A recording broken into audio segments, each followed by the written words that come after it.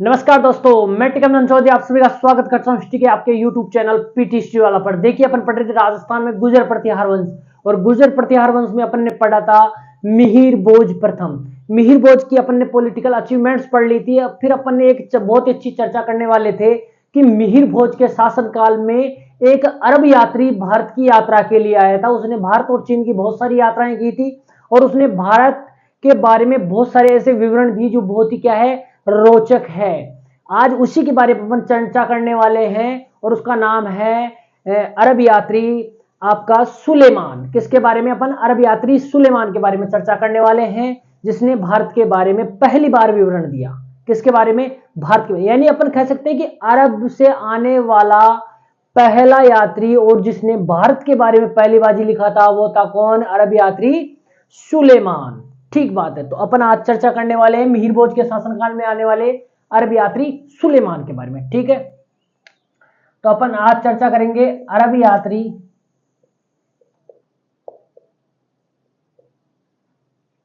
सुलेमान।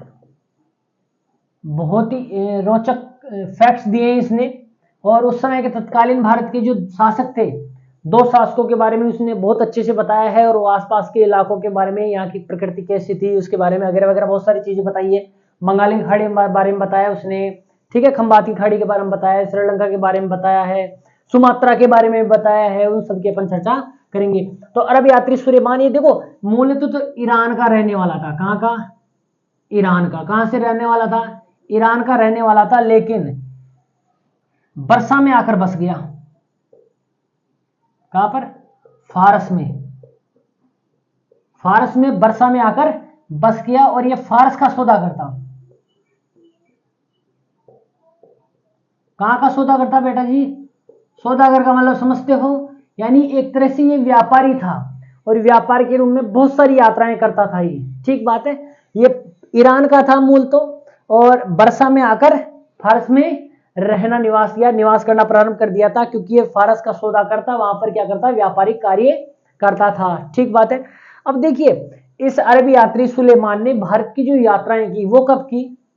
तो भारत की यात्राएं कब की? भारत और चीन, भारत और चीन की यात्रा कब की इसने? तो बेटा ध्यान रखना, 850 से 51 ईस्वी, इस टाइम पीरियड में इसने क्या की? भारत और चीन की यात्राएं की। और भारत और चीन की यात्रा करके इसने एक बहुत ही अच्छी बुक लिखी अरबी भाषा में। कौन सी बुक का नाम क्या है? सिल सिल उतवारिक। सिलसिल उतवारिक, या इसको ऐसे भी कह सकते हैं, इसको या अपन लिख सकते हैं सिलसिल उतवारिक, सिलसिला उत तवारिक।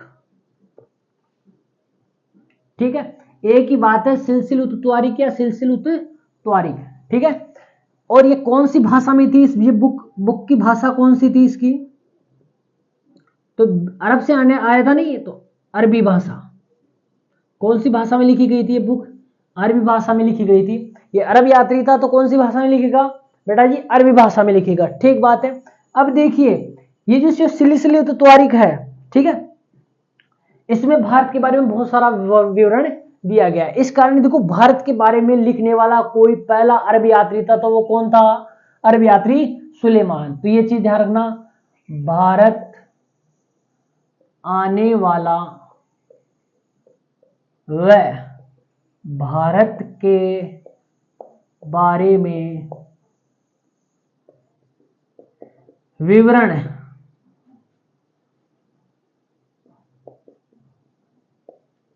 देने वाला पहला अरब यात्री कौन था? सुलेमान था। भारत आने वाला और भारत के बारे में अपना विवरण देने वाला, उस पर बुक लिखने वाला अगर पहला कोई अरबी यात्री है तो वो कौन है? आपका सुलेमान है। इसके बाद में और भी आए। ठीक है, तो सबसे पहले अगर किसी की बात हो कि कौन आगा सुलेमान, और किसके शासनकाल में आया था, तो भारत में इस समय कौन सा शासक, प्रतिहारों का कौन सा शासक, तो मिहिर भोज प्रथम। किस प्रतिहार शासक के शासनकाल में आया, मिहिर भोज प्रथम के शासनकाल में ये भारत आया। और भारत के बारे में एक अच्छा विवरण दिया, जिसकी बुक का नाम क्या था, सिलसिलुत त्वारिक या सिलसिलाउत त्वारिक इस बुक का नाम है। और भाषा क्या है, अरबी है बेटा जी। एक बार इसका स्क्रीनशॉट लो, ताकि इस बुक में क्या दिया गया है, भारत के कौन से दो राजाओं का उसने बहुत अच्छे से जिक्र किया है, तो उनके बारे में अपन चर्चा करने वाले हैं। तो ये तो था आपके अरब यात्री का थोड़ा सी जीवन परिचय कि उसने वो कहाँ का रहने वाला था, तो मूल ईरान का था, लेकिन बरसा में आकर बस गया था। और ये फारस का सौदागर था, व्यापारिक यात्राओं के लिए आया करता था। और मिहिर भोज के प्रथम के शासनकाल में ये भारत यात्रा पर आया और भारत के बारे में विवरण दिया। भारत के बारे में विवरण देने वाला प्रथम अरब यात्री था, ठीक बात है। अब देखिए, ये जब भारत आया तो भारत के इसने कुछ भारत में आसपास के या हिंद महासागर के कुछ क्षेत्रों का इसने क्या दिया, विवरण दिया। तो देखो, ये इसने जो क्षेत्र बताए उनमें उसने एक नाम बताया, क्या, दलारोब, ठीक है। एक नाम बताया इसने सरनद्वीप, एक नाम दिया, एक बताया रासीन द्वीप,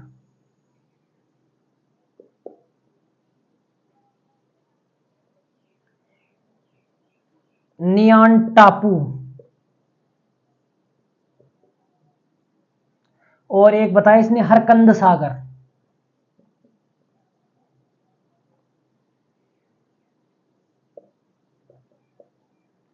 अब ये कौन कौन से क्षेत्रों के लिए इसने नाम उपयोग किए, वो कहता है दलारोप यानी खंबात की खाड़ी।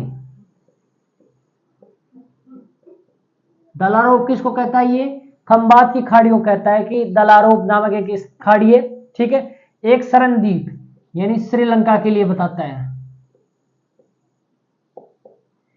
राशीन द्वीप सुमात्रा, इस सुमात्रा के लिए कहता है कि यहां पर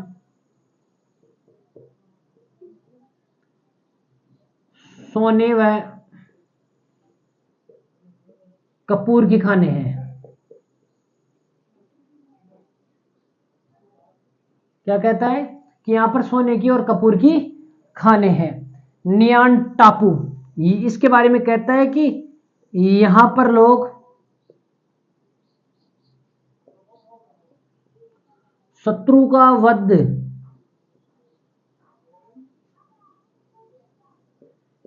विवाह संस्कार के समय करते हैं।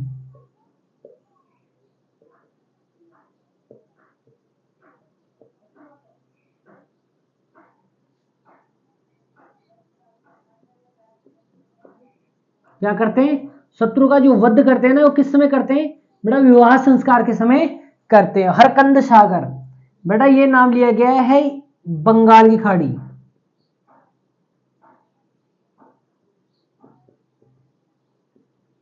या अपन कह सकते हैं हिंद महासागर के लिए।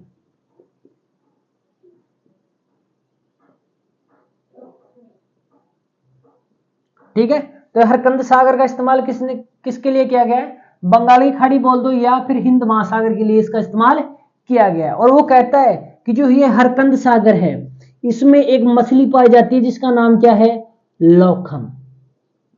क्या कहता है कि इस हरकंद सागर में एक मछली पाई जाती है जिसका नाम है लोखम, वो नाम देता है क्या, लोखम। और वो कहता है ये लोखम मछली इतनी खतरनाक है कि ये मनुष्यों को निगल जाती है।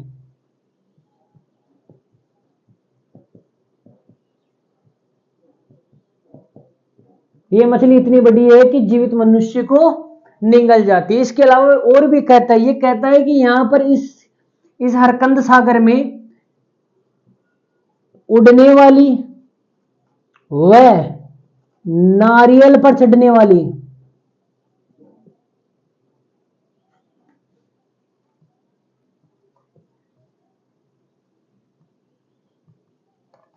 मछलियां पाई जाती है।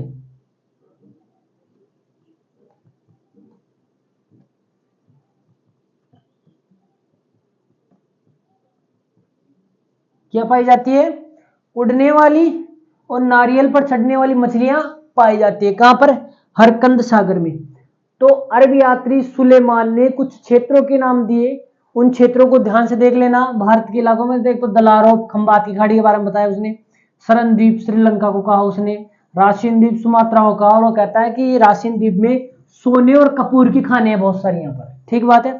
फिर वो कहता है, एक नियान टापू का जिक्र करता है, वो कहता है कि यहाँ के लोग शत्रु के वध द्वारा, है ना, अपने दुश्मन का वध करके विवाह संस्कार पूरा करते हैं। ये कहता है हरकंद सागर के बारे में, यानी अपने हिंद महासागर या बोल सकते हो बंगाली खाड़ी के बारे में बताता है। और कहता है कि यहाँ पर मनुष्य को निगल जाने वाली एक लोखम मछली पाई जाती है। और ये की बात ये भी कहता है यहाँ पर उड़ने वाली और नारियल पर चढ़ने वाली मछलियां भी यहाँ पर पाई जाती है। इसके अलावा ये बहुत सारे और भी विवरण देता है। ये लक्षद्वीप और क्या नाम है इंडोनेशिया, इन क्षेत्रों के बारे में बताता है। कहता है लक्षद्वीप और अंडमान निकोबार द्वीप समूह के बारे में कहता है यहाँ पर जो मनुष्य रहते हैं वो बिल्कुल ही नग्न रहते हैं, यानी किसी प्रकार के वस्त्र धारण नहीं करते हैं। इस प्रकार की बहुत सारी चीजें ये अपनी बुक में लिखता है। लेकिन जो उन्होंने जो क्षेत्रों के बारे में लिखा, जो क्षेत्रों के नाम दी, वो जरूर ध्यान रखिए आप। दलारोब का प्रयोग खंबात की खाड़ी के लिए किया, सरन द्वीप श्रीलंका के किया, राशिन द्वीप सुमात्रा के लिए किया, हरकंद सागर, ये वाला जरूर ध्यान रखिए। क्वेश्चन पूछ सकता है कि अरब यात्री सुलेमान ने हिंद महासागर या बंगाल की खाड़ी के लिए किस नाम का प्रयोग किया? तो हरकंद सागर का। न्यान टापू के बारे में वो क्या कहता है कि यहाँ पर शत्रु के वध द्वारा विवाह संस्कार किए जाते हैं। ठीक बात है।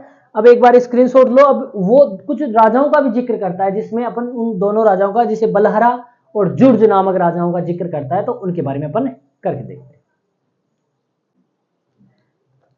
तो इन क्षेत्रों का जरूर ध्यान रखिए। ठीक है, यहां से क्वेश्चन अगर पूछ सकता है तो इन क्षेत्रों के बारे में पूछेगा। ठीक है, और ये कुछ ये संस्कार पूछ सकता है भाई, ये कहां पर हुआ करते थे, ये अरब यात्री सुलेमान के अनुसार। ठीक है, अब बात करते हैं अपन, उसने दो बड़े राजाओं का जिक्र किया है, भारतवर्ष के दो बड़े राजाओं का जिक्र किया है, उनके बारे में। ठीक बात है। तो एक तो जिक्र किया है उसने बलहरा, एक को तो क्या बताता है वो बलहरा, और दूसरे को क्या बताता है? जुर्ज। क्या बताता है? जुर्ज बताता है। अब ये कौन है, इनके बारे में चर्चा करने। बलहरा ये राष्ट्रकूट, मान्यखेत के राष्ट्रकूटों के बारे में कहता है। मान्यखेत के राष्ट्रकूट किसके बारे में बता रहा है? ये बलहरा कौन से राजा के बारे में बता रहा है? कि मान्यखेत के जो राष्ट्रकूट थे ना, उनके बारे में बता रहा है। वो कह रहा है कि जो यहाँ का ये जो राजा है, ये भारतवर्ष का सबसे बड़ा राजा है। मान्यखेत के शासकों को ये बलहरा कहता है, और कहता है कि यहाँ की जो राजा है वो भारतवर्ष के सबसे बड़ा राजा है। ठीक बात है। ये अरब लोगों या इस्लाम के साथ, अरब लोग या इस्लाम के साथ मित्रता का व्यवहार करता है।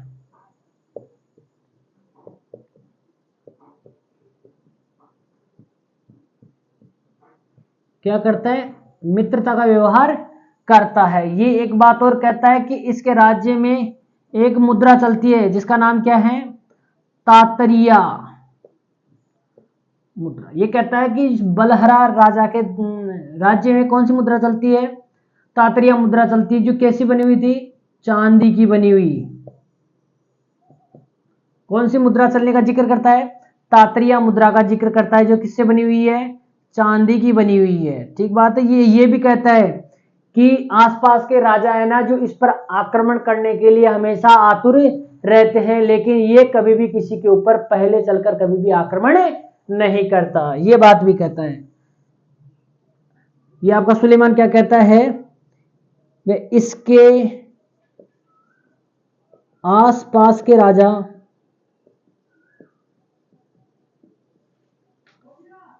इस पर आक्रमण करने के लिए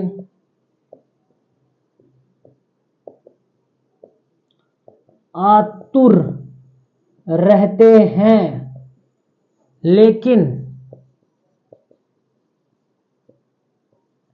इसने लेकिन ये कभी भी किसी पर पहले आक्रमण नहीं करता। ठीक है, तो ये कुछ अरब यात्री सुलेमान ने बलहरा शासक के बारे में कहा है, जो कि मान्य खेत के राष्ट्रकूटों के लिए हो सकता है। ठीक बात है, इतिहासकारों का मानना है कि जो बलहरा शब्द है वो मान्य खेत के राष्ट्रकूटों के लिए इस्तेमाल किया गया है। ठीक बात है, और वो कहता है कि अरब यात्री सुलेमान कहता है कि जो बलहरा जो शासक है वो भारतवर्ष का सबसे बड़ा राजा बताता है। तो ये भी क्वेश्चन आ सकता है कि इस अरब यात्री सुलेमान ने भारतवर्ष का सबसे बड़ा राजा किसे कहा है, तो बलहरा को। ये शब्द दे सकता है आपको वहां पर। ठीक है, और अरब ये भी कहता है कि जो बलहरा है ना अरब लोगों का क्या है, मित्र है, या इस्लाम के साथ क्या करता है, मित्रता का व्यवहार करता है। वो इनके राज्य में क्या है, अच्छे सुरक्षित है, इनके साथ अच्छा व्यवहार करता है। ये भी कहता है कि इसके राज्य में क्या तात्रिया नामक मुद्रा प्रचलित है, जो किसकी है, चांदी की है। ये कहता है कि इसके आसपास के जो राजा है ना वो इस पर अक्सर आक्रमण करने के लिए आतुर रहते हैं, लेकिन ये कभी पहले चलकर किसी पर आक्रमण नहीं किया।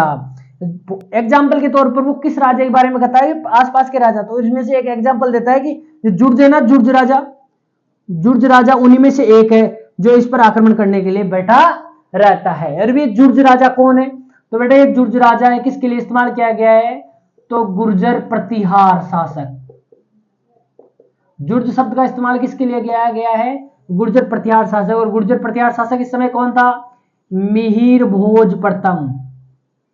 कौन, मिहिर भोज प्रथम, इसके लिए जुर्ज शब्द का इस्तेमाल किया है। यानी मिहिर भोज प्रथम उस समय गुर्जर प्रतिहार शासक था, और गुर्जर राजा के लिए उसने जुर्ज शब्द का इस्तेमाल किया है। ठीक बात है। अगली बात ये बात ध्यान रखना, ये कहता है, सुलेमान कहता है कि भारतवर्ष की सबसे बड़ी अश्वसेना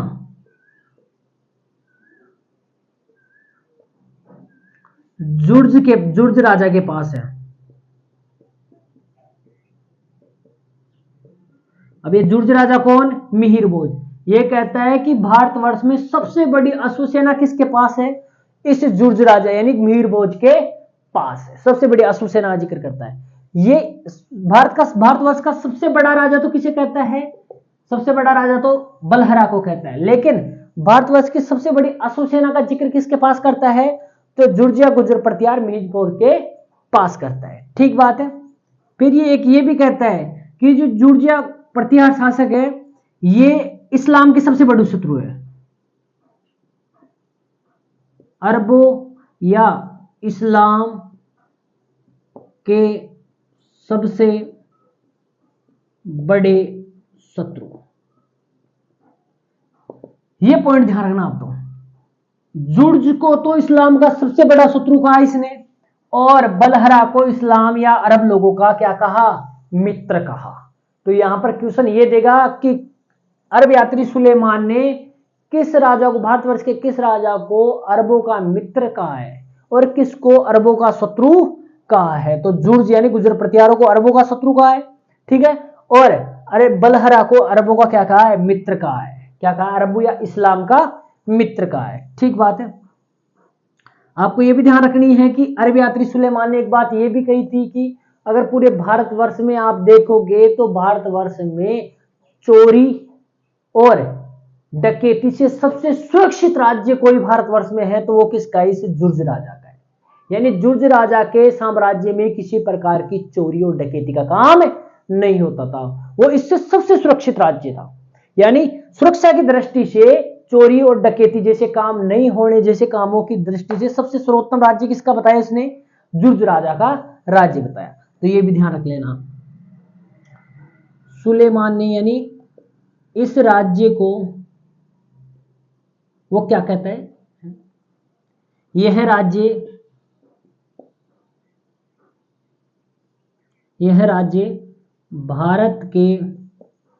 भारत में चोरों और डकैतों से, चोर व डाकुओं से सबसे सुरक्षित है।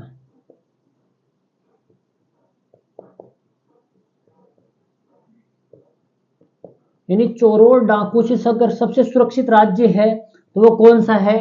आपका जुर्ज राज्य। भारत में अगर चोरों और डाकू से सबसे सुरक्षित राज्य कौन सा है तो आपका जुर्ज राज्य। ये बात कौन कहता है? आपका अरब यात्री सुलेमान कहता है। ये कुछ महत्वपूर्ण बातें थी जिसने वो अपने ग्रंथ में जिक्र किया है, बलहरा की और जुर्ज की। तो सीधा क्वेश्चन पूछेगा कि अलमसूद ने सुलेमान ने कौन से दो राजाओं का अच्छे से जिक्र किया है? तो एक तो बलहरा और कौन सा? जुर्ज। जुर्ज शब्द का इस्तेमाल गुर्जर प्रतिहारों के लिए किया है। उस समय गुर्जर प्रतिहार शासक कौन? मिहिर भोज।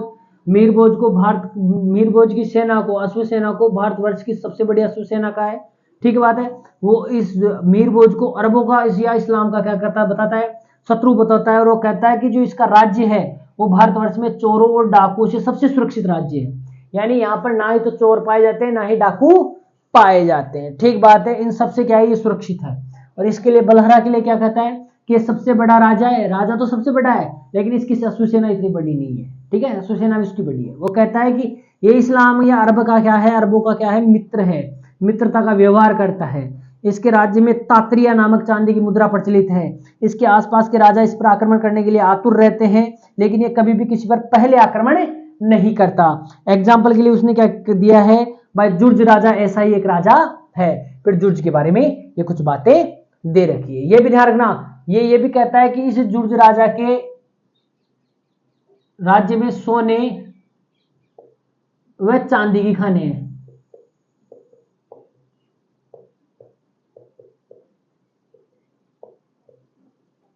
क्या है? सोने और चांदी की खाने। ये भी बात कहता है सुलेमान कि इसके राज्य में सोने और चांदी की खाने हैं। ठीक बात है। अब आप इसका स्क्रीनशॉट लो ताकि अपन मिहिर भोज की 2-3 पॉइंट बात हो रहा है वो उसके बारे में चर्चा कर लेते हैं। ठीक है, ये तो थे अरब यात्री सुलेमान ने दिए जो विवरण अपनी बुक में। ये बस इतने ही आपको ध्यान रखने हैं। ये आपके महत्वपूर्ण फैक्ट्स हैं अरब यात्री सुलेमान के द्वारा दिए गए। ठीक बात है। ये इन शासकों के बारे में क्या बताता है ये आपको अच्छे से ध्यान होना चाहिए क्योंकि यही है आपके सबसे महत्वपूर्ण काम के। यहीं से आपसे क्वेश्चन पूछा जा सकता है कि अरब यात्री सुलेमान ने किस शासक को अरबों का शत्रु कहा है, किसको मित्र कहा है, किसकी सेना को सबसे बड़ी अश्व सेना को सबसे बड़ी अश्व सेना कहा है। ठीक बात है। अब देखो जो मिहिर भोज था, मिहिर भोज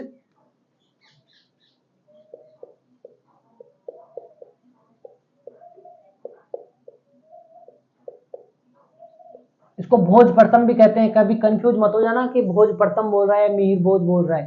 ठीक है, बात एक ही है। ठीक है, मिहिर भोज ने, मैंने बताया कि मिहिर भोज ने चांदी के सिक्के चलाए जिन्हें द्रम कहा गया था। ठीक बात। इसके सिक्कों पर कुछ उपाधियां मिलती है। कौन सी? आदि वराह है और प्रभास, ये कुछ उपाधियां मिलती हैं। आदि वराह, वराह का मतलब है ये सीधा समझ जाना कि ये वैष्णव धर्म का अनुयायी था।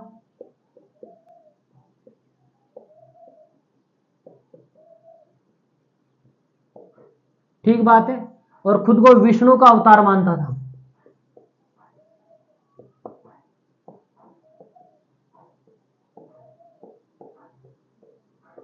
ये खुद को क्या मानता था? वे ये वैष्णव धर्म का अनुयायी था और विष्णु का अवतार मानता था खुद को। ठीक बात है। इसकी जो ये उपाधियां हैं ये किस पर मिली हैं? चांदी के सिक्कों पर मिली है। ये उपाधियां किस पर मिली है बेटा जी? ये उपाधियां किस पर मिली हैं? चांदी के सिक्कों पर मिली है। चांदी या रजत के सिक्कों पर मिली है। ठीक है, चांदी रजत के सिक्कों को क्या कहा गया है?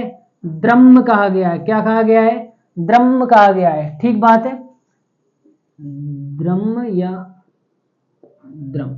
ठीक बात है, द्रम कहा गया है। इन पर सिक्कों पर जो ये आदि वराह की या वराह अवतार की उपाधि है, साथ में ही एक पुरुष की वराह रूप में खड़े रूप में एक प्रतिकृति भी बनी हुई है और ये उपाधियां लिखी हुई है। ठीक बात है। ये ध्यान रखना, इसने सौराष्ट्र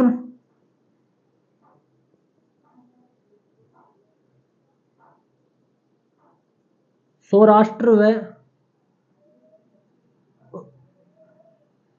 यानी गुजरात लिख सकता हूं मैं यहां पर, है ना, सौराष्ट्र व उसके आसपास के क्षेत्रों में के गिरिवनों में वन रक्षक या वनपालों की नियुक्ति की। यह बहुत महत्वपूर्ण है भाई। किस प्रत्यार्थ शासक ने सौराष्ट्र व उस आसपास के गिरिवनों में किन की नियुक्ति की थी? वन रक्षकों और वनपालों की नियुक्ति की। तो किसने की? मिहिर भोज ने की थी। यह बहुत ही इंपॉर्टेंट फैक्ट है कि प्रत्यार्थ शासकों में वह कौन सा शासक है जिसने गिरिवनों की रक्षा के लिए वनपाल व वन रक्षकों की नियुक्ति की थी? तो किसने की थी? मिहिर भोज प्रथम ने की थी। आपको यह भी ध्यान रखना है, मिहिर भोज प्रथम ने एक मंदिर का निर्माण करवाया जिसे क्या कहा जाता है? तेलिका मंदिर कहते हैं। क्या कहते हैं? तेलिका मंदिर। तो तेलिका मंदिर का निर्माण किसने करवाया बेटा जी? मिहिर भोज ने करवाया था। ये देखो सौराष्ट्र के गिरिवनों के आसपास में, तो ये चीज किससे पता चलती है अपन को? स्कंद पुराण से पता चलती है। कौन से पुराण में दे रखा है? ये लिखा हुआ है स्कंद पुराण। देखो पुराण ध्यान रखना, पुराण भारतीय इतिहास के जानकारी देने वाले बहुत महत्वपूर्ण स्त्रोतों में से एक है। तो स्कंद पुराण में दे रखा है कि मिहिर भोज प्रथम ने सौराष्ट्र उसके आसपास के गिरिवनों में वनों की रक्षा के लिए वनपाल और वन रक्षकों की नियुक्ति की। ठीक बात है। इसे आदिवराय प्रभास की उपाधियां मिलती है। वो किस पर मिलती है? इसके चांदी की सिक्कों पर मिलती है, जिसको द्रम या ध्रम कहा जाता है। ये खुद को विष्णु का अवतार कहता है। ये खुद वैष्णव धर्म का अनुयायी था। ठीक बात है। इसका पुत्र, इसकी एक पत्नी थी चंद्र भट्टारिका देवी। क्या नाम? चंद्र भट्टारिका। इसी चंद्र भट्टारिका देवी से किसका जन्म हुआ? महेंद्रपाल प्रथम। अब देखो अपन ये भी देखेंगे कि इसका एक सौतेला भाई और भी था, भोज द्वितीय। ये शुरू में भोज द्वितीय इसको क्या कर देता है? अपदस्थ कर देता है। प्रारंभ में शासक बन जाता है, फिर बाद में ये भोज द्वितीय को अपदस्थ करके शासक बनता है, यानी गद्दी से हटाकर शासक बनता है। तो थोड़ी बहुत गृह युद्ध की स्थिति बन जाती है प्रारंभ में, उसके अपन अगले अध्याय में चर्चा करेंगे। ठीक है। तो मिहिर भोज प्रथम के बारे में कुछ ये बहुत और भी महत्वपूर्ण फैक्ट्स थे। ध्यान रखना, तेलिगे मंदिर का निर्माण करवाया, आदिवराय प्रभास की उपाधि इसकी चांदी की सिक्कों पर मिलती है, जिसे ध्रम या ध्रम कहा जाता है। ये वैष्णव धर्म का अनुयायी था, खुद को विष्णु का अवतार कहता है। स्कंद पुराण में सौराष्ट्र उसके आसपास के गिरिवनों में वन रक्षक और वनपालों की नियुक्ति करने की जानकारी मिलती है। और ये किसने किया था? मिहिर भोज प्रथम ने। ठीक बात है। ये मिहिर भोज के बारे में संपूर्ण जानकारी अब पढ़ते रहिए, खुश रहिए। जय श्री राम, खमा गणी।